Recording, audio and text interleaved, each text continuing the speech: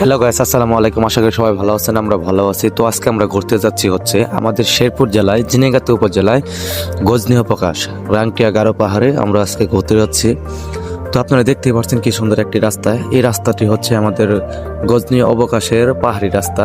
Border সাইডের এই রাস্তাটা আসলে অনেক সুন্দর, যা আমরা উপভোগ করছি। আপনারা উপভোগ করতে চাইলে অবশ্যই আপনাকে রাংটিয়া পাহাড় গারো পাহাড়ের রাস্তায় দিয়ে আপনাকে ভ্রমণ করতে হবে, তাহলে আপনি প্রাকৃতিক সৌন্দর্যের দৃশ্যগুলো আপনি দেখতে পারবেন।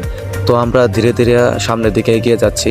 পাহাড়গুলো যতই দেখছি ততই মুগ্ধ হচ্ছে। আমি এর আগে অনেকবার গিয়েছি এই পাহাড় দেখতে, ঘুরতে গেছি, কিন্তু কখনো বাইকে করে এই রাস্তা দিয়ে কখনো যাওয়া হয়নি। তো এবার আমি ফার্স্ট বাইকে করে পাহাড়ি রাস্তা দিয়ে করছি।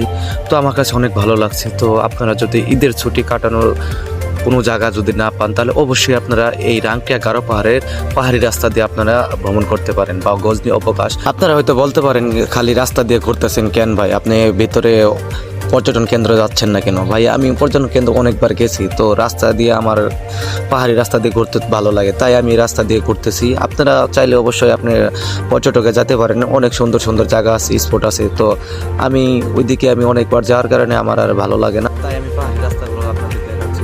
তো রাস্তার কোনো শেষ নেই, সারাদিন ভিডিও করে